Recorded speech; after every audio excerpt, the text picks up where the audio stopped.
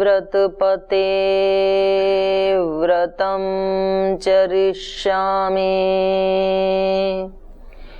तच्छकेयं तन्मे राध्यताम्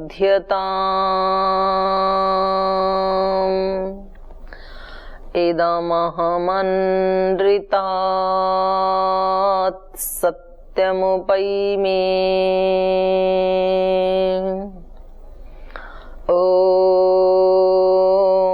असतो मा सद्गमय तमसो मा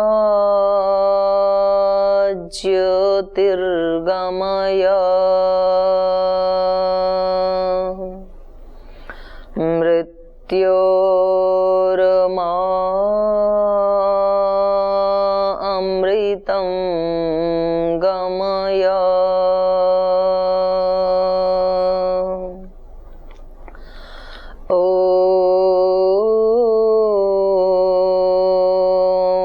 अग्न आयाहि वीतये गृणानो हव्यदातये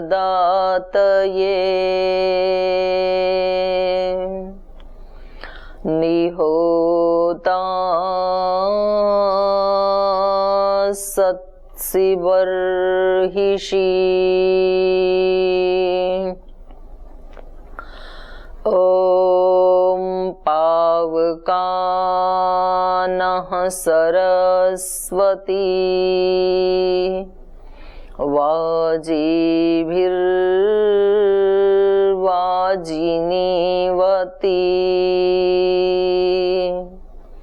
यज्ञं वष्टु धिया वसु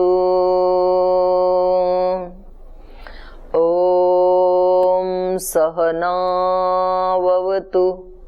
सहनौ भुनक्तु सह वीर्यं करवावहै तेजस्विनावधीतमस्तु मा विद्विषावहै ॐ शान्ति शान्ति शान्तिः।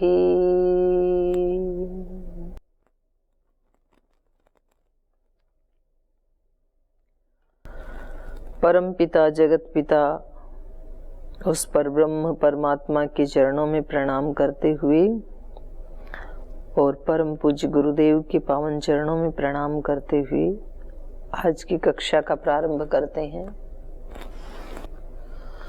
हम प्रातःकालीन बोले जाने वाले मंत्रों की चर्चा कर रहे थे।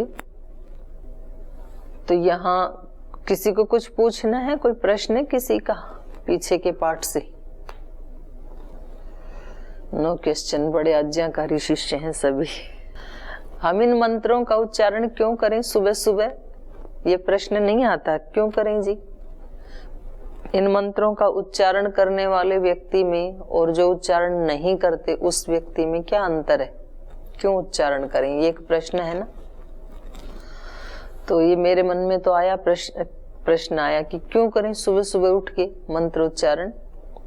तो उसका उत्तर आया कि यही हमारा धर्म है। अब ये धर्म क्या होता है तो वो फिर कणाद ऋषि ने बताया, यतो अभ्युदय निःश्रेयस सिद्धि सधर्म। जिससे अभ्युदय की प्राप्ति हो और निःश्रेयस की प्राप्ति हो, वो धर्म है। तो अभ्युदय तो हमें समझ में आता है, क्योंकि अभ्युदय की प्राप्ति के लिए हम सब प्रयास करते हैं। तो इससे ये समझ में आया कि अभ्युदय केवल मंत्र पाठ करने से नहीं मिलता है। जैसे किसी के घर में आज 100 रुपए रखे हैं और उसको आवश्यकता है 1000 रुपए की, और उसने ये मंत्र बोला, भग एव भगवान अस्तु, आप तो ऐश्वर्यवान हैं, हमें भी ऐश्वर्य दीजिए। तो ऐसा बोलने से क्या उसके घर में 1000 रुपए आ सकते हैं? नहीं आ सकते हैं। उसके लिए तो फिर उसको जो भी वो कार्य करता है, मेहनत मजदूरी करता है या जो भी काम करता है, उसमें उसको अपना पुरुषार्थ बढ़ाना पड़ेगा। तो इससे क्या पता लगा धर्म का मतलब क्या है?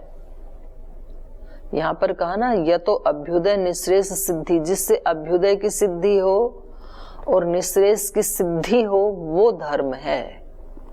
तो सिद्धि तो होती है पुरुषार्थ से। अभ्युदय की सिद्धि मोक्ष से पहले पहले जितने भी संसाधन हैं वो सब अभ्युदय में आते हैं। लौकिक उन्नति उसको माना जाता है, लोक में किसी व्यक्ति के पास पर्याप्त ज्ञान है, पर्याप्त धन है, पर्याप्त पशुधन है, पर्याप्त कृषि का धन है, पर्याप्त रूप में यश है, उसका कीर्ति है, अच्छा पद है, प्रतिष्ठा है, घर परिवार भरा पूरा है और पर्याप्त संसाधन है उसके पास, तो उसको अभ्युदय कहा जाता है। अच्छा शरीर है, ये भी अभ्युदय में ही आएगा। अच्छी इंद्रियां हैं, अच्छे विचार हैं, अच्छे भाव हैं, ये सब अभ्युदय में आता है।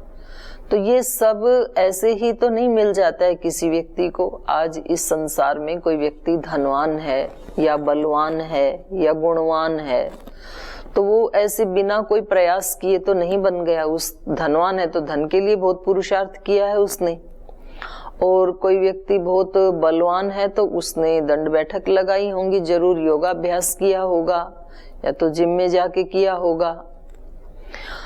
तो इससे ये पता लगता है कि धर्म का मतलब कोई रिचुअल नहीं, धर्म का मतलब है कर्तव्य का पालन। अपने कर्तव्य के पालन करने से अभ्युदय की सिद्धि होती है। कोई किसी व्यक्ति को पूछे, भाई आप धन क्यों कमा रहे हैं, तो वो व्यक्ति कहता है मेरा कर्तव्य है, यही मेरा धर्म है। एक कृषक से पूछे आप खेती क्यों करते हैं, तो वो कहता है कि यही मेरा धर्म है, मैं कृषक हूँ। धर्म मतलब कर्तव्य है, मुझे ये करना ही है।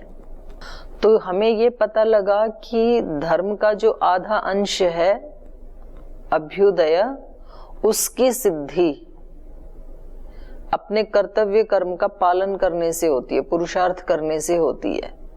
कई बार व्यक्ति को ये लगता है कि जैसे किसी को दूध पीना है तो वो तो जी पशु की सेवा करता ही नहीं है, ना गौशाला में जाता है, ना गोबर डालता है, ना गाय को चारा डालता है, और वो दूध खरीद लेता है और पी लेता है। और दूसरा व्यक्ति जो गांव में रहता है उसको दूध की प्राप्ति के लिए कितना पुरुषार्थ करना पड़ता है। तो जिस व्यक्ति को बिना गाय की सेवा किए दूध मिल रहा है तो वो बदले में पैसे तो देता है ना, फ्री में तो नहीं मिलता है। और पैसे देने के लिए उसको पैसे कमाने पड़ते हैं, तो उसका वही कर्तव्य हो गया, वही धर्म हो गया। जब कोई व्यक्ति जो नौकरी पेशा करने वाले हैं तो उनको सुबह 4 साढ़े 4 बजे उठना पड़ता है, फिर उनको अपने कपड़े जो धुलने हैं वो मशीन में लगाने होते हैं, नाश्ता तैयार करना होता है, घर में सास ससुर हैं तो उनका भी नाश्ता बना के जाना है, बच्चे हैं तो बच्चों का भी ब्रेकफास्ट तैयार करना है, उनको बहुत सारे काम करने होते हैं। तो उस समय उनके मन में ये आता है कि देखो ये जो खेती करने वाले हैं या अनपढ़ लोग हैं ये कितने अच्छे हैं, आराम से 7 बजे तक सोते हैं, और हमारे को देखो उठ जाना पड़ता है 4 बजे। इनका जब मन हो उठते हैं, जब मन हो जल्दी उठ जाएं, जब मन हो तो देर से उठ जाएं, तो ये कितने अच्छे हैं। और जब ये व्यक्ति खेती करने वाला उठता है सर्दी में, ऐसी ठिठुरती हुई ठंड में, उठते ही उसको गोबर उठाना है, गाय को चारा देना है, फिर उसको दूध दुहना है, दूध बिलोना है, उसको लगता है ये जो पढ़े लिखे लोग हैं, नौकरी करने वाले, ये कितने अच्छे हैं, इनको कुछ नहीं करना पड़ता, आराम से अपना दूध पी लेते हैं और हम इतनी सेवा करते हैं। तो दोनों को ये लगता है कि ये ज्यादा हमारे से सुखी हैं, ज्यादा अच्छे हैं, जबकि सच्चाई ये है कि दोनों को ही पुरुषार्थ करना पड़ता है, अपने कर्तव्य का पालन करना पड़ता है, अपने अपने धर्म का पालन करना पड़ता है। कर्तव्य का पालन कहें या धर्म का पालन कहें, एक ही बात है, दोनों ही धार्मिक हैं। तो इससे ये भी पता लगा कि धर्म क्या है, कर्तव्य का पालन करना ही धर्म है। तो चारों जो वर्ण आश्रम हैं, जैसे ब्रह्मचारी हैं, गृहस्थ, वानप्रस्थ, सन्यासी, चारों के अलग अलग धर्म हैं। जैसे गृहस्थियों के मैंने उदाहरण दिया आपको दो, एक नौकरी पेशे वाले, एक नौकरी पेशा न करने वाले, कृषि करने वाले, दोनों के अलग अलग धर्म हैं।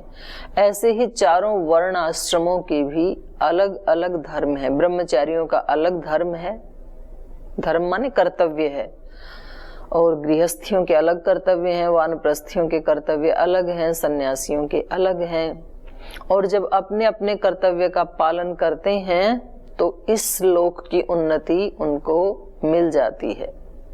धर्म का आधे अंश का पालन वो कर पाते हैं और उसकी सिद्धि भी उनको मिल जाती है पुरुषार्थ करने से। तो अब इससे ये निकल के आया कि ये तो धर्म का आधा लक्षण हुआ, अभ्युदय की सिद्धि। अब निःश्रेयस की भी सिद्धि करनी है, क्योंकि ऋषि ने दो पार्ट बनाए ना धर्म के, अभ्युदय और निःश्रेयस। तो इससे ये पता लगा कि निःश्रेयस की सिद्धि भी बिना पुरुषार्थ के नहीं होगी।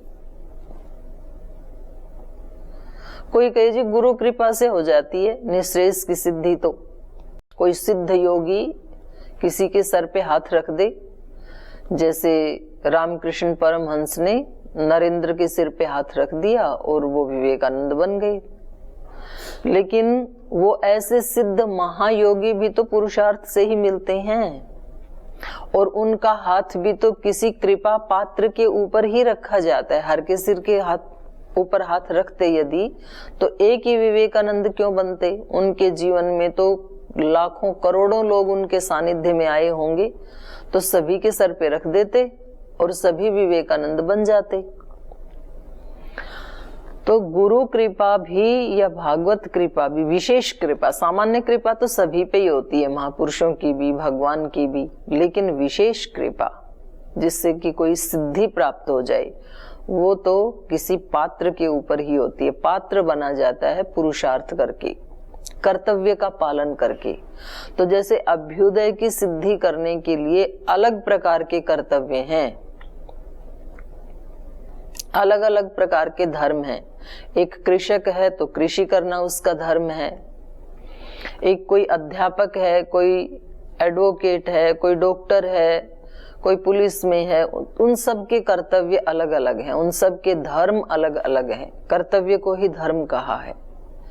इसी प्रकार से निःश्रेयस की सिद्धि करने के लिए भी कुछ प्रयास करना होता है, अलग अलग कर्तव्य का पालन करना होता है।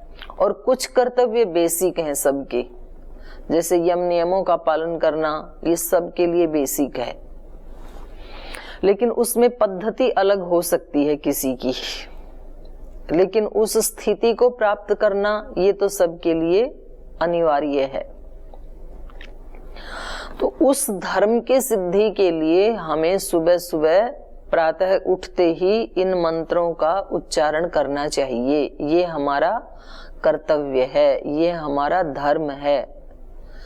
तो इस धर्म का पालन करने से हमें क्या मिलेगा? धर्म का पालन क्यों करें? इस लोक की और परलोक की उन्नति क्यों करें? तो इसका उत्तर है अपना स्वामी बनने के लिए।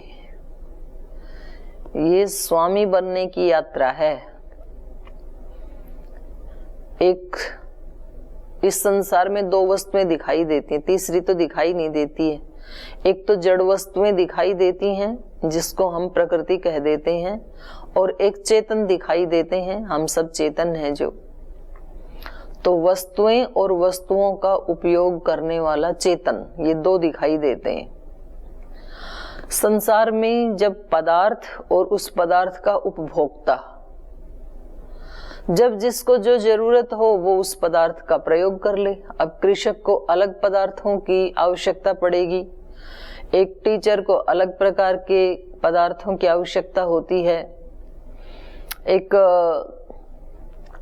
डॉक्टर को अलग पदार्थों की आवश्यकता होती है। जिसको जो पदार्थ चाहिए वो उसका प्रयोग कर ले, और बाकी का प्रयोग, बाकी का छोड़ दे, वो उसको इकट्ठा ना करे। तो ना कुछ भी संग्रह करने की आवश्यकता है, ना चोरी करने की आवश्यकता है, ना लड़ाई झगड़ा करने की आवश्यकता है। जिसको जो चाहिए उसका प्रयोग करे और बाकी का ना करे। जैसे एक घर परिवार में भी जो 4-5 लोग हैं, तो चारों पांचों की अलग अलग आवश्यकता है। वो अपनी अपनी वस्तु का प्रयोग कर लेते हैं, बाकी की वस्तुएं ना वो चुरा के रखते हैं, ना उस पे झगड़ा करते हैं, तो आराम से एक परिवार चलता रहता है। तो ऐसे ही संसार भी चल सकता है और चलता था। जिसको हम राम राज्य कहते हैं या जिसको हम सतयुग कहते हैं, तो उसमें दो ही चीजें थी, एक वस्तुएं, एक वस्तुओं का उपभोग करने वाला चेतन। लेकिन ये स्थिति तब होती है जब वो व्यक्ति ज्ञानवान हो, प्रबुद्ध हो, समझदार हो, तब होती है ये। नहीं तो एक घर में भी झगड़ा कर देते हैं, सब्जी रोटी पे भी झगड़ा हो जाता है, कपड़े पे भी झगड़ा हो जाता है। इसके पास 2 जोड़ी, मेरे पास 1 जोड़ी क्यों? तो जैसे जैसे उस डिवाइन चेतना से मनुष्य नीचे उतरा, सतयुग से फिर त्रेता, द्वापर, कलयुग ऐसे आया, तो मूर्छा की स्थिति, या जिसको हम योग दर्शन की भाषा में बोलते हैं विक्षिप्त अवस्था चित्त की, एकाग्र अवस्था से या निरुद्ध अवस्था से जब नीचे आता है व्यक्ति, विक्षिप्त अवस्था में आता है, और विक्षिप्त से भी आगे जब मूढ़ अवस्था में आ जाता है, तो फिर झगड़ा होने लगता है।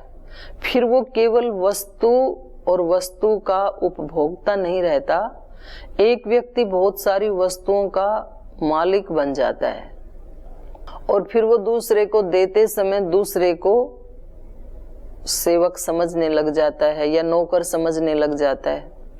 एक मालिक बन जाता है, एक नौकर बन जाता है। देश में पर्याप्त अन्न है, और ये अन्न सब मनुष्यों के लिए धरती माता ने उत्पन्न किया है, इसलिए सब लोग आराम से खा सकते हैं। एक जो कुंभकार है, जो घड़ा बनाने का काम करता है, उसके लिए भी धरती माता ने अन्न दिया है। एक व्यक्ति जो रोगियों की सेवा करता है, उसके लिए भी धरती माता ने अन्न दिया है। एक व्यक्ति जो विद्यार्थियों को ज्ञान देता है, पढ़ाता है, अध्यापक है, उसके लिए भी अन्न दिया है। और कृषक कहे कि नहीं, अन्न तो केवल मेरा ही है और किसी का नहीं है, तो उसमें फिर एक अन्न का स्वामी बन जाएगा, दूसरा सेवक बन जाएगा, उसको वो अन्न लेने के लिए चुकाना पड़ेगा। तो आज भी सरकारें कहती हैं हमने इतने लोगों को अन्न दे दिया, तो क्या उन लोगों का उस अन्न के ऊपर अधिकार नहीं था? अधिकार तो था, लेकिन एक व्यक्ति ने उस सारे अन्न को लेके इकट्ठा कर लिया, और अब देते समय वो स्वामी बन गया और दूसरे को सेवक बना दिया, दूसरे को नौकर बना दिया, दूसरे को भिखारी बना दिया। तो ये तब होता है जब हम अपनी चेतना से नीचे आ जाते हैं, जब हम विक्षिप्त अवस्था में या मूढ़ अवस्था में आ जाते हैं। तो वहां पर व्यक्ति वास्तव में तो इन सब जड़ वस्तुओं का स्वामी था। स्वामी तो चेतन ही हो सकता है ना, और विक्षिप्त अवस्था के कारण हो गया उल्टा। चेतन तो बन गया सेवक और जड़ वस्तुएं बन गई स्वामी।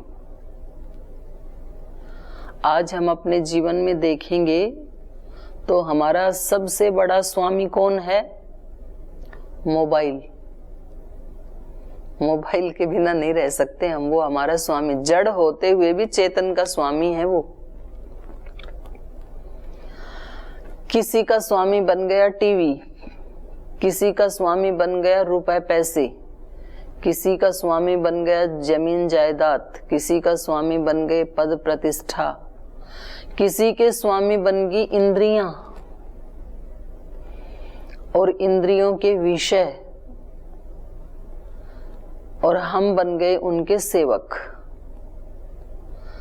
जो सेवक था वो स्वामी बन गया, जो स्वामी था वो सेवक बन गया, उल्टा हो गया।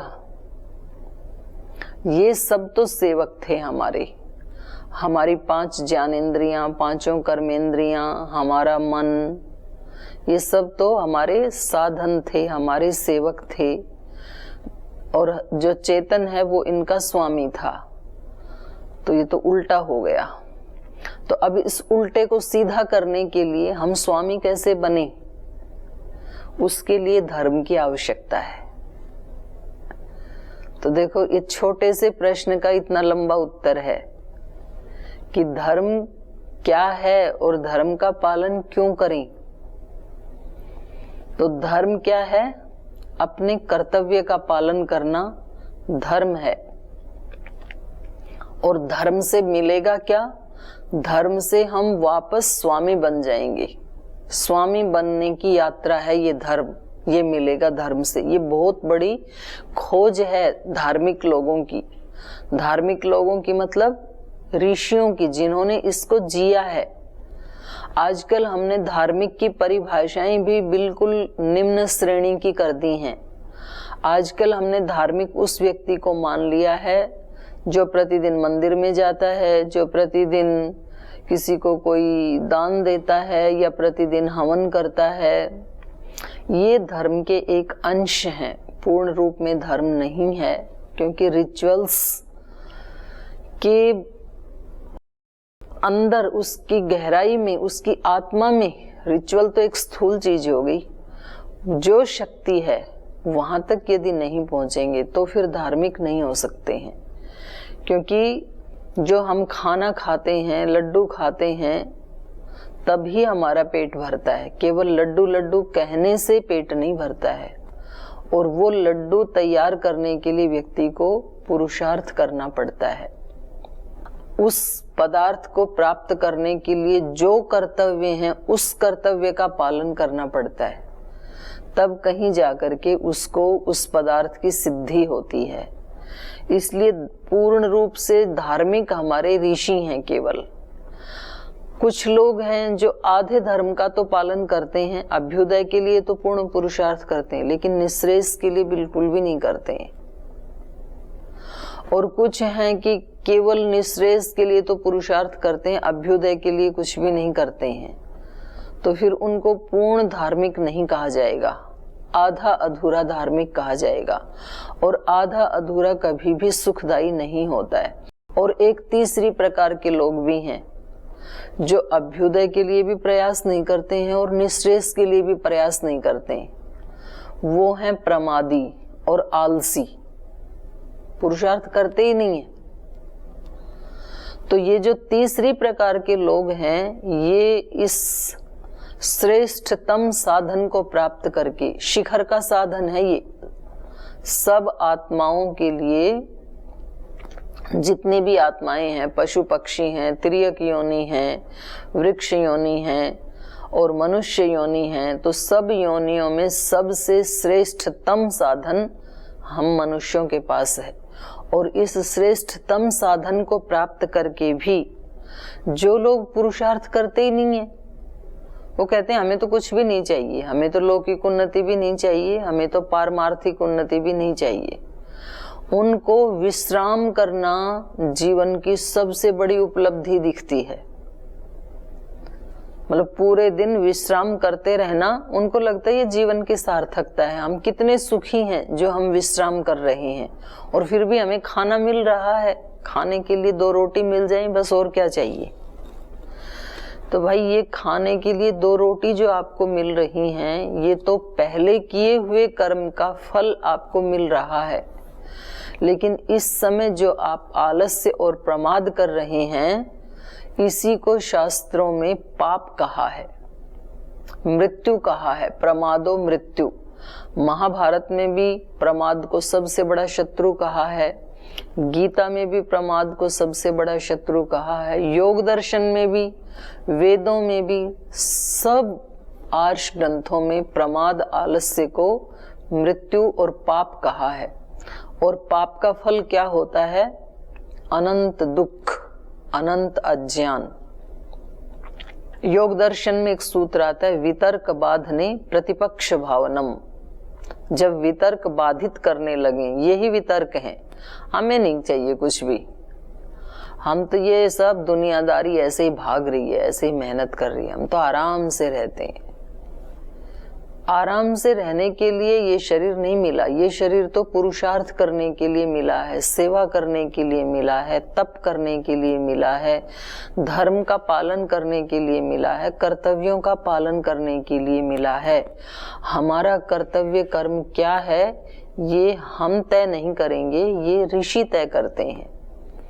जैसे देश में सड़क पे हम किस साइड में चलेंगे, ये हम तय नहीं करते हैं, ये देश का संविधान तय करता है। कोई व्यक्ति कहे कि मैं तो लेफ्ट में नहीं चलाऊंगा, मैं तो राइट में चलाऊंगा, अमेरिका में भी तो राइट में चलाते हैं, तो फिर एक्सीडेंट हो जाएगा, क्योंकि अमेरिका का संविधान अलग है, भारत का अलग है। तो जैसे लौकिक कर्तव्य कर्म किस व्यक्ति के क्या कर्तव्य हैं, ये देश का संविधान तय करता है। ऐसे ही पारमार्थिक दृष्टि से हमारे कर्तव्य कर्म क्या हैं, ये वेद तय करता है, ये हमारे अध्यात्म ग्रंथ तय करते हैं, जो ऋषियों ने बनाई, किसी मनुष्य ने नहीं बनाई। तो वो भी एक तरह से भगवान ने बनाई ऐसे माना जा सकता है। उन्होंने जो तय किया है उसको हम डिनाई नहीं कर सकते हैं, और यदि हम ऐसा मनमाना आचरण करते हैं तो गीता में भी भगवान कृष्ण ने कहा और योग दर्शन में भी कहा, योग दर्शन में कहा वितर्क बाधने प्रतिपक्ष भावनम। जब वितर्क बाधित करने लगे, ऐसे ऐसे वितर्क जब मन में आए, तो मनुष्य को प्रतिपक्ष की भावना करनी चाहिए। तो प्रश्न उठा, ये प्रतिपक्ष क्या है? तो वहां पर ही आंसर दिया, लोभ क्रोध मोह पूर्वका। वितर्क क्या है? हाँ, वितर्का हिंसादय कृत कारित अनुमोदिता लोभ क्रोध मोह पूर्वका। और उसका फल क्या है? अनंत दुख, अनंत अज्ञान। ये जो वितर्क हैं, ये क्या है? हिंसा आदि। हिंसा आदि माने हिंसा करना, असत्य बोलना। हम अपने कर्तव्य का पालन नहीं करते हैं तो हिंसा ही करते हैं ना, दूसरों की, और खुद की भी हिंसा करते हैं। और जो हिंसा करने वाला है वो असत्यवादी भी होगा। असत्यवादी इस अर्थ में अपने कर्तव्य का पालन नहीं करता है और फिर भी अपने आप को ठीक मानता है। तो ये वितर्का हिंसादय कृत कारित अनुमोदिता, या तो करते हैं, या तो करवाते हैं, या तो करने वाले का अनुमोदन करते हैं, तीनों का फल मिलेगा। शुभ कर्म करें या अशुभ करें, करने का भी फल मिलता है, करवाने का भी फल मिलता है। किसी से करवा दिया, उसका भी फल मिलता है। यहाँ तो व्यक्ति पकड़ा नहीं जाता है, किसी ने किसी की हिंसा करवा दी, किसी का मर्डर करवा दिया, खुद नहीं किया, किसी से करवा दिया। खुद उस समय देश में नहीं था, जी मैं तो विदेश में था, मैं कैसे हिंसा करता। तो कभी बच जाता है कानून के हाथों से, लेकिन भगवान के हाथों से नहीं बचता है। भगवान को तो पता है इसी ने करवाया था।